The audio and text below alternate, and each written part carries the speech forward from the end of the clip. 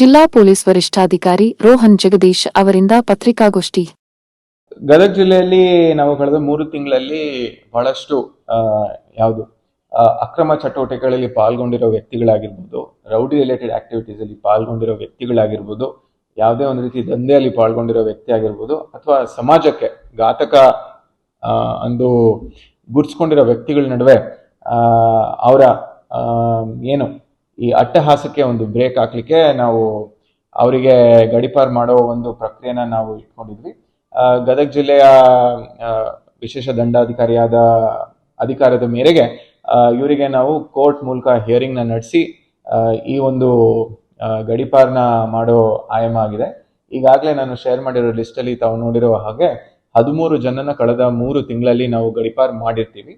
ಇವರು ವಿಚಾರ ಯಾವ್ಯಾವ ಕಾರಣಕ್ಕೆ ಗಡೀಪಾರು ಮಾಡಿರ್ತೀವಿ, ಎಷ್ಟು ಅವಧಿಗೆ ಮಾಡಿದೀವಿ, ಯಾವ್ಯಾವ ಜಿಲ್ಲೆಗೆ ಮಾಡಿದೀವಿ ಅಂತ ಹೇಳಿ ಅದು ನಮ್ಮ ಪ್ರೆಸ್ ನೋಟ್ ಅಲ್ಲಿ ಬಹಳ ವಿಸ್ತೃತವಾಗಿ ನಾವು ಹೇಳಿದೀವಿ. ಇದರಲ್ಲಿ ನಾವು ಏನ್ ಹೇಳಲಿಕ್ಕೆ ಬಯಸ್ತೀವಿ ಅಂತ ಹೇಳಿದ್ರೆ, ಈಗಾಗಲೇ ನಾವು ನಮ್ಮ ಇಂಟೆಲಿಜೆನ್ಸ್ ಬೇಸಿಸ್ ಮೇಲೇನು ಕೂಡ ಯಾರು ಅಕ್ರಮ ಚಟುವಟಿಕೆಯಲ್ಲಿ ಪಾಲ್ಗೊಂಡಿರ್ತಾರೆ ಮತ್ತೆ ಜನರಿಗೆ ತೊಂದರೆ ಮಾಡ್ತಿದ್ದಾರೆ ಅವ್ರ ಮೇಲೆ ನಾವು ಗಡೀಪಾರನ ಮಾಡ್ತಿದೀವಿ. ಇನ್ನ 13 ಗಡೀಪಾರ ಆಗಿದ್ದು, ಇನ್ನ ನಮ್ಮ ಹತ್ರ ಇನ್ನ 15 ಪ್ರಸ್ತಾವನೆಗಳು ಈಗ ಹಿಯರಿಂಗ್ ಸ್ಟೇಜ್ ಅಲ್ಲಿ ಇದೆ. ಸೊ ಮುಂದಿನ ದಿನಗಳಲ್ಲಿ ಇವ್ರದ್ದು ನಾವು ಹಿಯರಿಂಗ್ ಮಾಡಿ ಎಲ್ಲ ಆಯಾಮಗಳನ್ನ ಪಾಲಿಸಿ ಅವ್ರನ್ನೂ ಕೂಡ ಏನು ಅವ್ರದ್ದು ಆಕ್ಟಿವಿಟೀಸ್ ನಾವು ವಾಚ್ ಮಾಡಿ ಮುಂದಿನ ಡಿಸಿಷನ್ ತಗೊಂತೀವಿ.